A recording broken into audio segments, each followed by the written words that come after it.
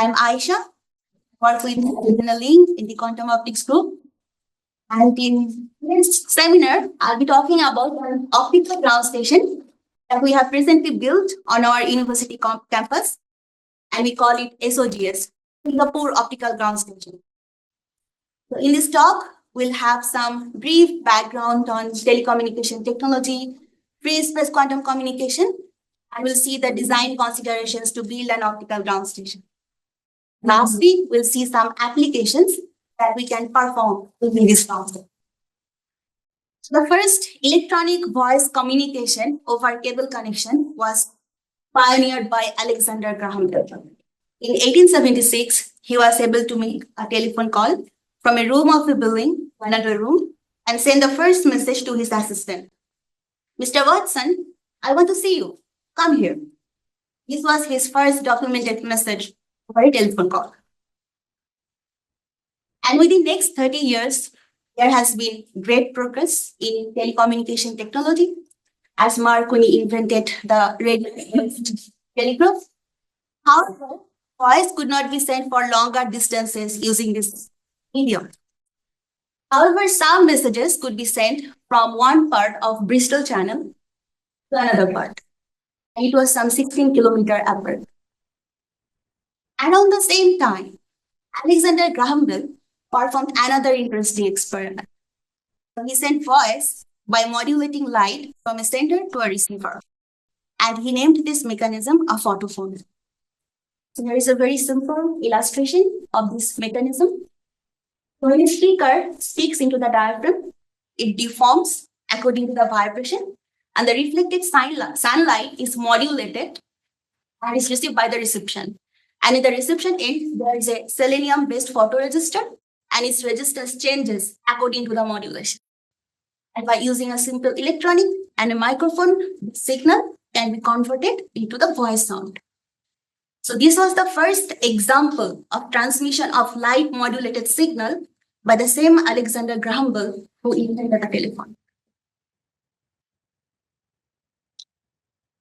Now, light-based communication has come a long way since then. Now we have continental fiber optics that is laid all over the world. And for our regular communication, we use it. So the very humble beginning of Alexander Graham Bell's light modulation after several iterations have become a revolutionary technology.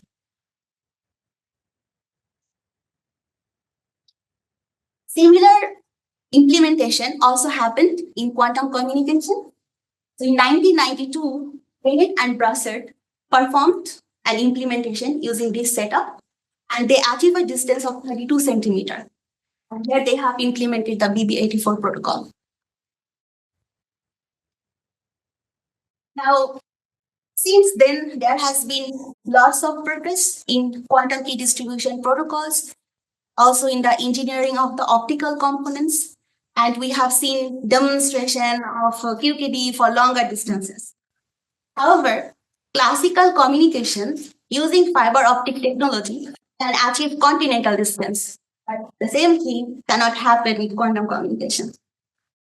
For example, here in this picture, you can see over fiber optics within some 600 kilometers, any quantum communication protocol cannot work anymore, according to this paper.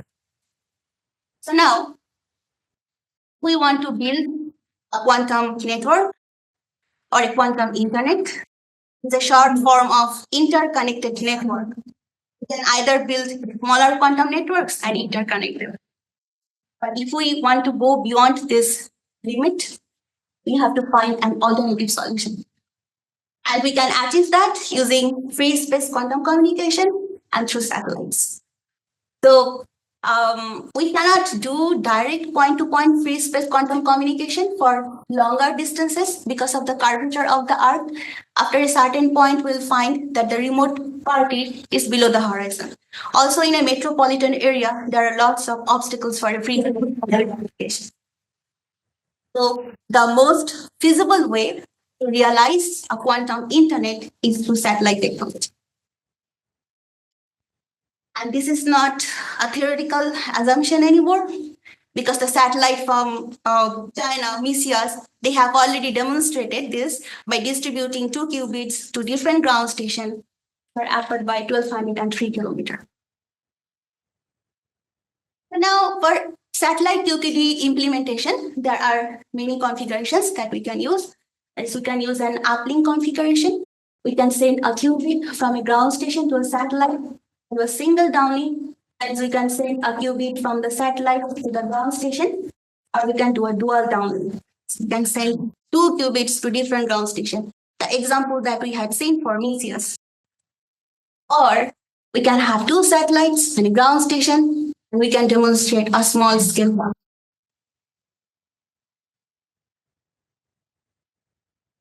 Satellite Mesius that I'm talking about was launched in 2016. And this is the scale of this satellite. It weighs some 630 kg. Apart from QKD, they have also performed Bell test measurements and teleportation. This is still operational and is in orbit. Prior to Mesius, there was a Pathfinder mission with Tiangong 2, which is a man-carrying space station. So they attached the QKD payload on the outer body of the station and performed satellite to QKD, satellite to ground QKD to understand the feasibility of the QKD payload. And in 2022, there was another mission, GNAT-1, for which they have implemented a required state BB84 protocol. And for that, we have already seen the successful results. So in Singapore, we are also not far behind.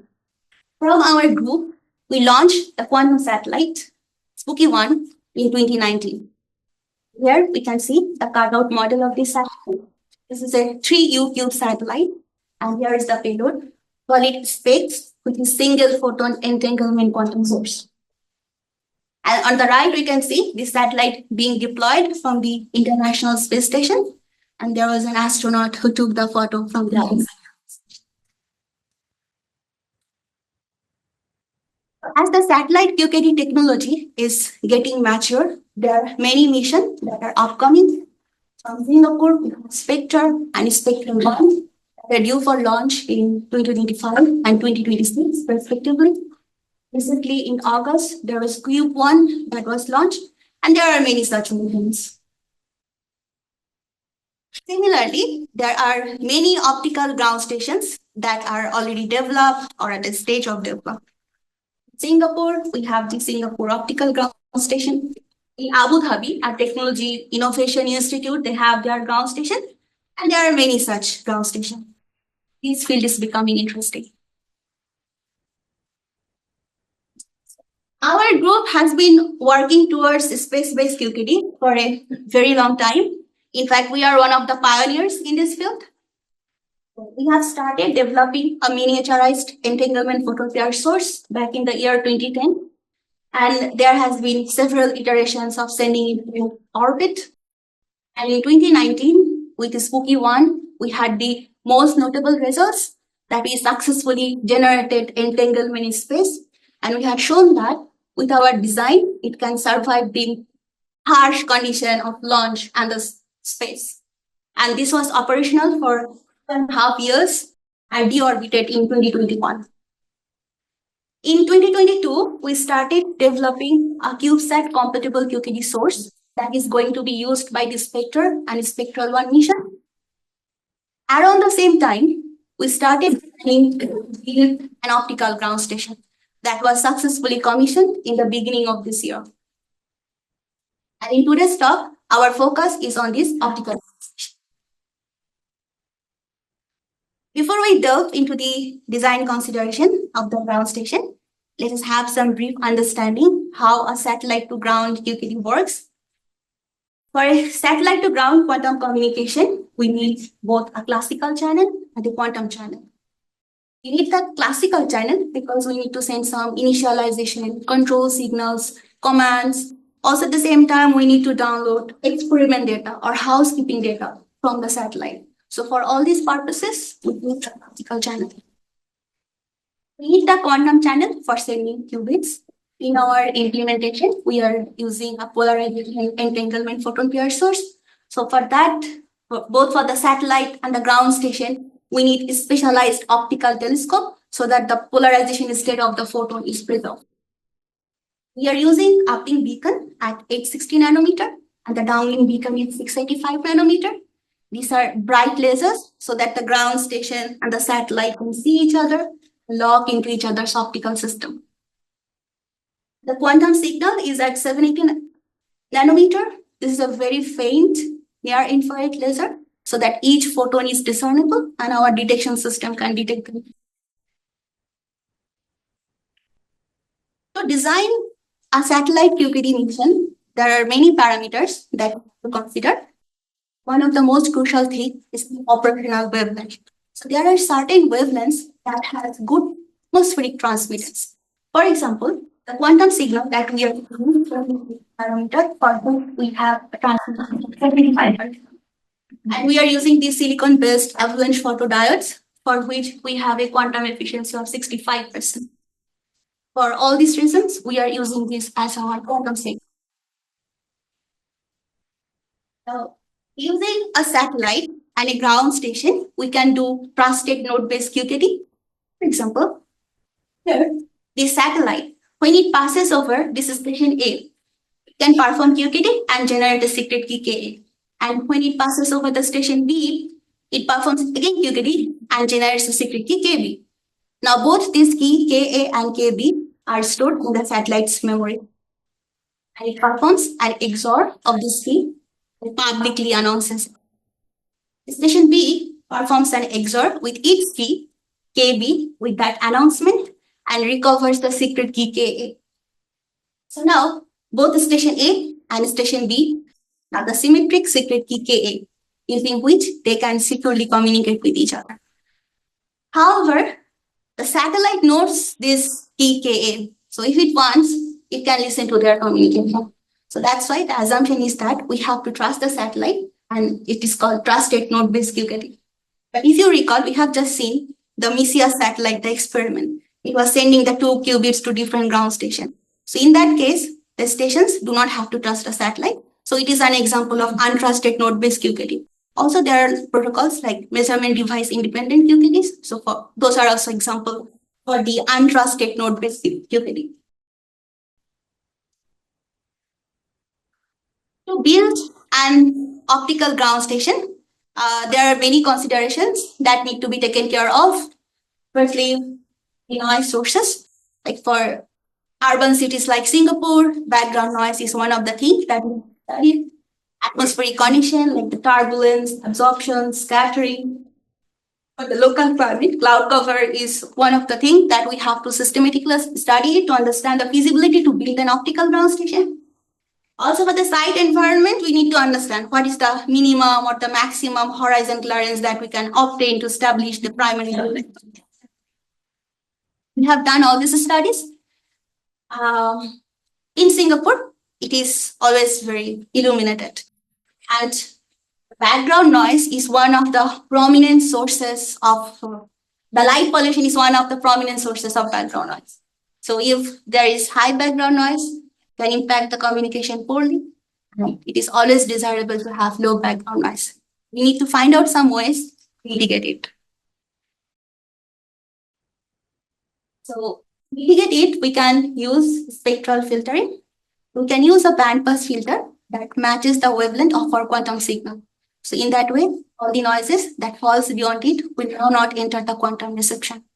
But there will be still some noises that matches quantum signal. And we need to find some ways how we can mitigate that. To mitigate that, we can use spatial filtering. Instead of looking at the entire sky, we can look at a small corner of the sky, we can home in our telescope to the satellite. So by narrowing down the field of view, we can also reduce the background noises. So just to note, all these background noises, these are some random noise, but we are using this entangled photon pair source. So whenever we are detecting a photon on our ground station, there is also a sister photon that is getting detected on the satellite. So if we narrow down our coincidence window, the probability is very less that within this small coincidence window, we have this random noises. So by doing this temporal filtering or narrowing down the coincidence window, we can also reduce the background noise. Atmospheric turbulence that can impact the quantum link. So it can cause beam wandering or beam spreading. So we need to systematically study this atmospheric turbulence and characterize it to understand that what is the optical system we need to correct it. In this study, to do that, we can take photo of a star. So if there is no turbulence, the image of the star would be like a point light source. But for turbulence, the image of the star is now blurred or smeared. And this follows a 2D Gaussian profile. And if we take many such measurements and take the full width half maximum, we can see both for the X and the Y direction almost overlaps. Also, if we look at this bucket, it falls within this 1.1.7 arc second. So this also gives us the indication for the lower bound of the OGS field of view. And we can see that our optical system, like this is way below the diffraction limit of the optical system. So we can in our optical ground station, we are using these three different signals. We are using an uplink beacon for the satellite's pointing acquisition and tracking. We are using a downlink beacon for the OGS's pointing acquisition and tracking and polarization correction system. And we are using a quantum signal for quantum receiver. And this is the overall architecture of the ground station. So here we have the main telescope. And both the quantum signal and the beacon signal are captured by this main telescope. We have a dichroic mirror at 700 nanometer. So it separates the quantum signal from the beacon signal. The quantum signal goes to the quantum instrumentation, and the beacon signal is used by the polarization correction system and the pointing acquisition and tracking. We'll see how all these subsystems work in details later. For the main telescope, we are using CDK24 from PlaneWave. It has an aperture of 60 centimeter and a focal length of 4 meter. Here we can see this is inside our ground station, and this is the telescope. This was during one of the testing phases of the telescope. Now the coating that we are using for the mirrors of our telescope is protective gold. For our quantum signal, we can see from the factory acceptance test, it has a reflectivity of 95.7% and 92.5%, both for the primary and the secondary, respectively. We have seen there are many upcoming satellite QKD missions. They may have different design consideration or different selection of wavelengths. But from this characteristic curve, we can see that this broadband spectrum would potentially support their design considerations as well. The Fresnel ratio is 0.913, and it suggests that the telescope can preserve the wavefront of the incoming beam.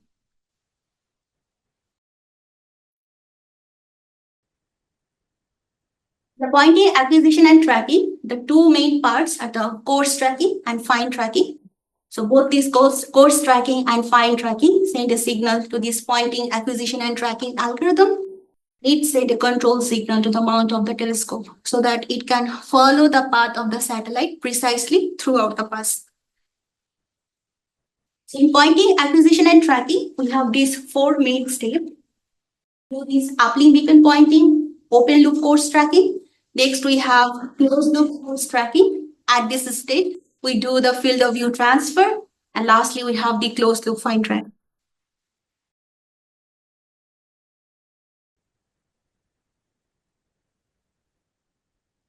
So initially, our telescope is looking at the sky. And using the telemetry data of the satellite, we can capture the downlink beacon, which is denoted here with this yellow dot, in our wide field of view camera. And this wide field of view is some 1.17 degree. Once this is captured within the wide field of view, using its pixel position, we can compute the error, like the angle that our mount needs to rotate so that this downlink beacon now falls inside the green ball, which is our narrow field of view region. And we have a fast steering mirror in our optical assembly that we can rotate in certain angle. That is yellow dot now falls inside this purple dot, which is our quantum field of view. And once this purple dot is achieved, we are now assured that the optical path from the satellite to the ground station is achieved. And now we are ready for quantum reception.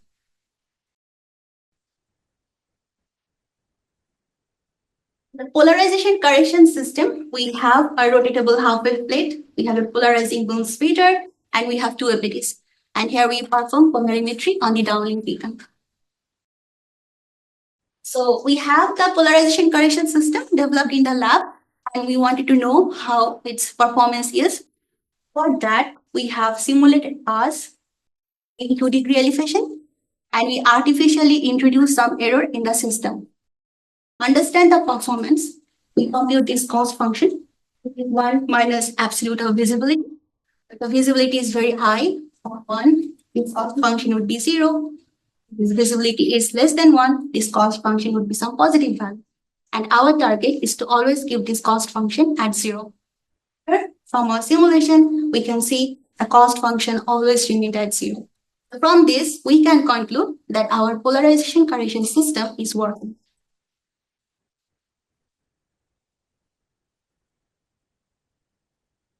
So once this pointing, acquisition, tracking, and the polarization correction are done, now we are ready for quantum reception. And in the quantum receiver, we have a 50-50 boom splitter. Half of the time the signal goes to this arm, and half of the time it goes to this arm. And here we measure the basis of the photons in either HV or ADV. Now, if we integrate all these subsystems, this is how the entire backend optics looks like. Signal comes from the middle, and here we have a periscope at 45 degrees. So it reflects the signal to this arm. We have a fast steering mirror that reflects it. Here is the dichroic mirror. So the beacon signal goes to the pointing, acquisition, and tracking. And this boom splitter sends it to the polarization correction system. And the quantum signal goes to the quantum receiver. Entire footprint of this optics is 47 by 46.3 centimeter. This will be attached at the back of the telescope. So this is the optical ground station that we have built on the rooftop of this art science building. This is near to the central library.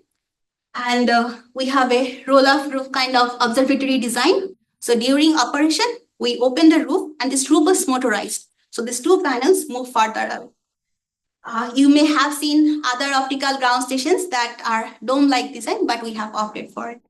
Also, I would like to take a moment to thank some of our colleagues from University Campus Infrastructure who worked with us during the construction of this ground station. Also, the construction workforce. So after all the regulatory clearances, they have developed this within just a month. So in our ground station, we can have horizon clearance in the north-south direction at greater than or equal to 50 degree, 15 degree. And in the east-west, we can have greater than or equal to 21 degree. And with the Spectre mission, the satellite trajectory will be from north to south. So we can expect to establish the link with the satellite when it will be at 15 degree with respect to the ground station. After the construction and the installation of the telescope, we perform some calibration of the telescope. This is from one of the calibration tests that we have done. And after calibration, we obtain pointing accuracy of 6.3 arc-second root mean square. So according to the Played Wave guide, this is good for pointing and tracking. After that, we have tracked a lot of satellites. This is just one example satellite, Cosmos 1867. And here you can see the satellite, and this photo was taken with exposure of 2 seconds. By analyzing this image, we found that satellite is confined within some 28 pixels, and the angular confinement is 0.002 degree. We want to understand the stability of the tracking. For that, we have increased the exposure time to 60 seconds. And by analyzing this image, we found it was enclosed within some 272 pixels, and the angular confinement is 0.023 degree. Then did the exposure time further to some 1 week, 20 seconds.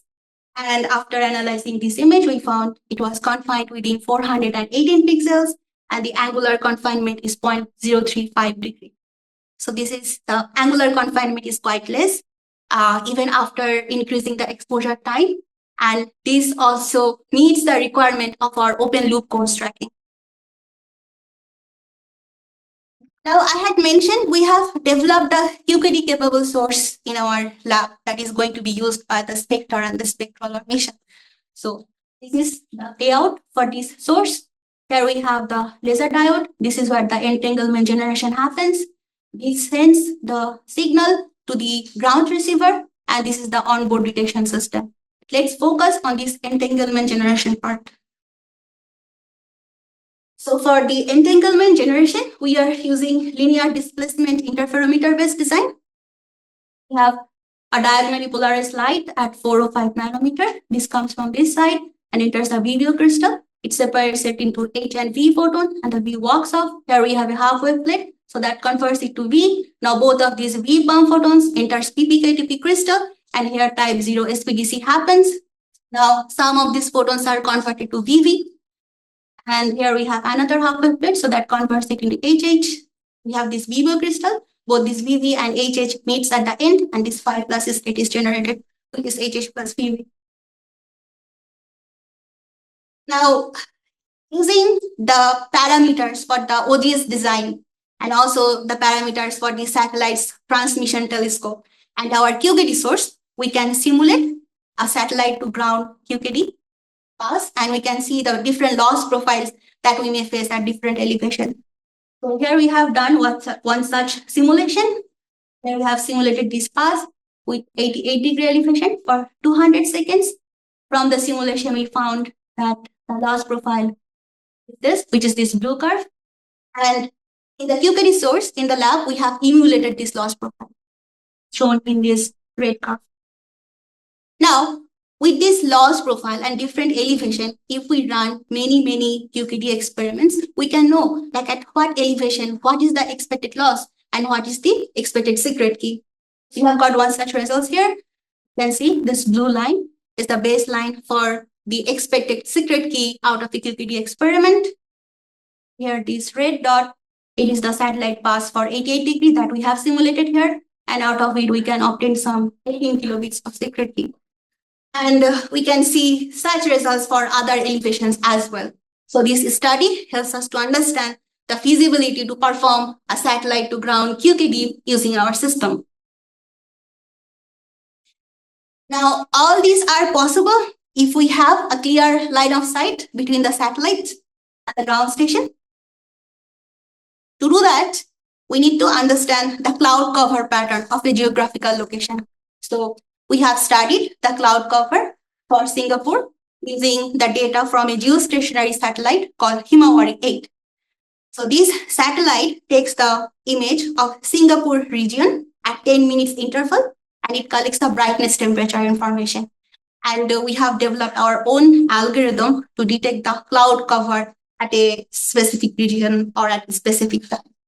Here we can see one such post-processed image of the sky. This is our region of interest, and the ground station is at the middle at 00 coordinate. All the black pixels at the clear sky, and all the color pixels at the cloudy sky. And specifically for this image, we have some 48 to 50% of clear sky. However, in our analysis, we do not consider this clear sky. We only consider a sky as clear when in the region of interest, 95% of the pixels are clear. With that strict condition, we have computed the number of clear days in this plot. So for example, if we look at this hour, 2:30 a.m., or let's take the 2 a.m., for which we have some 13 days of clear days. And if we run QKD experiment for each of these days, we can obtain some 240 kilobits of secret key. And also to design a sun-synchronous orbit, this study is important because for a sun-synchronous orbit, the satellite always passes over the ground station at the same time. So if we can have this study, we know what is the time region or the time slot for which we have the most clear nights or days for a specific geographical region. And this study helps us to understand the feasibility to build the ground station in Singapore. This is one animated sky for December in 2021. So here we can see how the cloud cover pattern is changing with different elevation around the ground station. We have seen that there are many ground stations that are being developed and satellite QPD missions are upcoming. To build a global quantum network, one satellite or a one ground station is not sufficient. We need a constellation of satellites or a network of ground stations. Here, for illustration purpose, I'm showing GPS satellite constellation, but we need to have similar things for a quantum network as, and the satellites will be at low Earth orbit. This is not impossible, but SpaceX has already shown that the satellite launching technology is very developed and we can launch some hundreds and thousands of satellites into orbit. However, as these satellite QPD missions and the ground stations are being developed by different universities, different scientific groups, people may have their own design considerations or different selections of wavelengths. We want to build a quantum network. How can we find a common ground among all these differences? So for that, we have identified some parameters that we think are necessary to make these missions and the ground station cross-compatible. Here, I have listed all the parameters that we consider, for example, the telescope system, the operational wavelengths, pointing acquisition and tracking sequence. So if all these parameters are agreed, in an ideal situation, if this ground station can now talk to satellite 1, and the next pass, if there is a different satellite 2, it should also be able to talk to it. And we have done, like here I'm showing one example study that we have done with the Jinan-1 mission. So using the telemetry data of Jinan-1, we can compute the number of passes or the hour of the passes that will go over our station.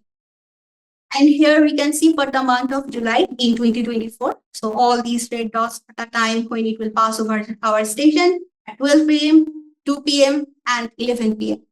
As we are interested in the nighttime QKD, we can consider these hours and these hours to perform the experiment. However, we also need to check the pointing acquisition and tracking sequence.